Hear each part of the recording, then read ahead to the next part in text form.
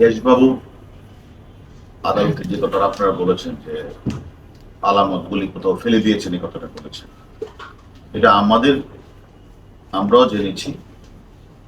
সে কারণে আমরা আদালতের কাছে ইতিমধ্যেই আমরা তাকে আরো অধিকতর জিজ্ঞাসাবাদের জন্য আমরা তাকে একটা চিঠি দিয়েছি। এবং আমরা মনে করেছি যে যেহেতু গ্যাসবাবু এই মোবাইলের ভিতরে অনেকগুলি ডিজিটাল এভিডেন্স আছে, যদিও দুপক্ষের কথাবার্তার মধ্যে আছে, আমরা এক পক্ষ তো অলরেডি ডিজিটাল পেয়ে গেছি, এবং ওই মোবাইলগুলিতে গিয়ে আরো কোনো কিছু আছে কিনা, না হলে উনি কেন কোথাও ফেলে দিলেন। প্রথম বলেছিলেন যে উনি হারিয়ে ফেলেছেন, আদালতে আবার উনি বলেছেন যে এটা কোথাও ফেলে দিয়েছেন। আসলে সে কারণেই আমরা আদালতের কাছে চিঠি দিয়েছি যেন আমাদেরকে জিজ্ঞাসাবাদের জন্য আরো একটু দরকার, তাহলে তাকে আমরা সশরীরে আমরা ওই জায়গাগুলিতে নিয়ে আমরা ভিজিট করব এবং আলামতগুলি কোথায় ফেলেছেন সেখান থেকে আমরা বের করার চেষ্টা করব।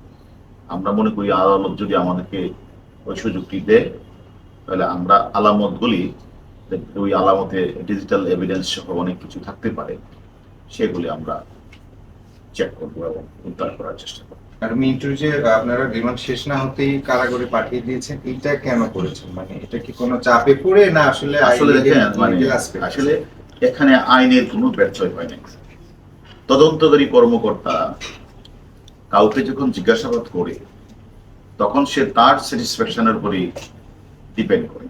এখন একজন ব্যক্তিকে রিমান্ডে আনার পরে তদন্তকারী কর্মকর্তা যদি মনে করে তার যা যা জিজ্ঞাসাবাদ করা দরকার সেটা সে জিজ্ঞাসাবাদ করে, যদি মনে করে যে তার আপাতত দৃষ্টিতে আর তার কোনো জিজ্ঞাসাবাদের প্রয়োজন নেই, সেক্ষেত্রে বিজ্ঞ আদালতের মাধ্যমে তাকে জেল হাজতে প্রেরণ করতে পারে।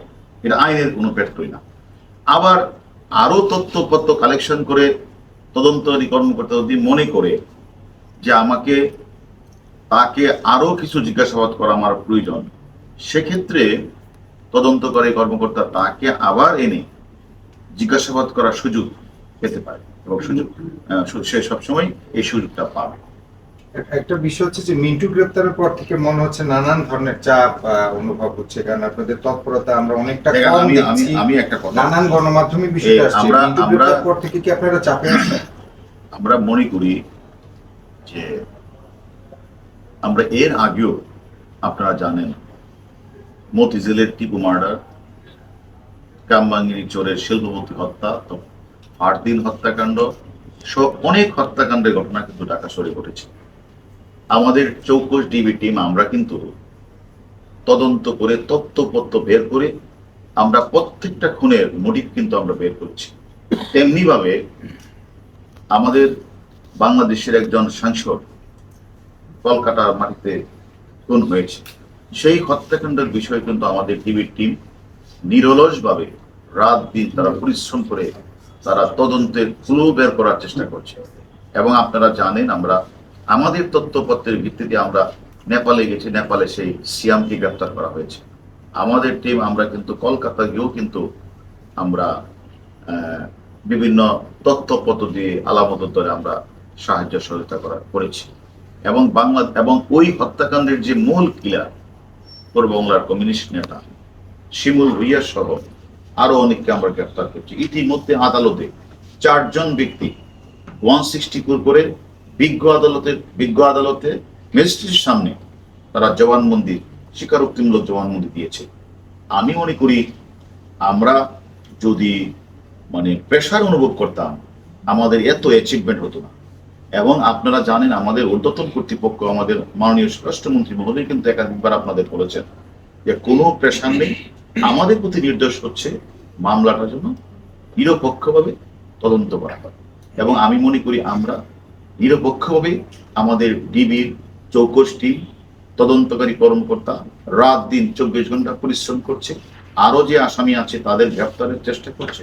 আমরাও মনে করি কোনো নিরপরাধ ব্যক্তিকে এই মামলায় হয়রানি করা হবে না, অযথা ডাকাডাকি করা হবে না। সুস্পষ্ট তথ্য প্রমাণের ভিত্তিতেই তদন্তকারী কর্মকর্তা যাকে প্রয়োজন মনে করবে তাকে আদালতের অনুমতি নিয়ে জিজ্ঞাসা করবে।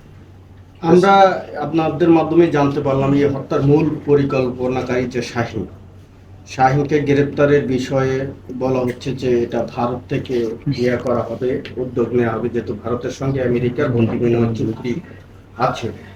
আপনারাও একটা পাট তদন্ত করতেছেন, কলকাতা পুলিশও তদন্ত করতেছে। তো সেক্ষেত্রে আমরা যতটুকু জেনেছি, আমরা তো প্রায় মামলাটা প্রায় কনক্লুসিভ পর্যায়ে অনেককে আমরা গ্রেপ্তার করছি। কিছু কিছু নাম্বার আমরা পেয়েছি, সেগুলো গ্রেপ্তার চেষ্টা করছি। এখানে যে মাস্টার মাইন্ড সে ইউএসএ আছে, আমরা একাধিকবার বলেছি। এবং আমরা ইন্ডিয়াতেও গিয়েও আমরা ইন্ডিয়ার যে পুলিশ সদস্য যারা যারা আমার সাথে কাজ করে তাদেরকে আমরা রিকোয়েস্ট করেছি। কিন্তু যেহেতু ইন্ডিয়ার সাথে মার্কিন যুক্তরাষ্ট্রের একটা এক্সট্রাডিশন ট্রিটি আছে, তারা ইচ্ছা করলে সেটাকে যদি মানে ইউএস এর সাথে কথা বলে তারা তাকে ফিরিয়ে আনতে পারে, কিন্তু তাদের সাথে সেই চুক্তিটা আছে। পাশাপাশি আমরাও আমাদের টিম নিয়ে আমরা আমাদের যে মার্কিন যুক্তরাষ্ট্রের এম্বাসি আছে, আমরা এম্বাসির সাথে কথা বলেছি।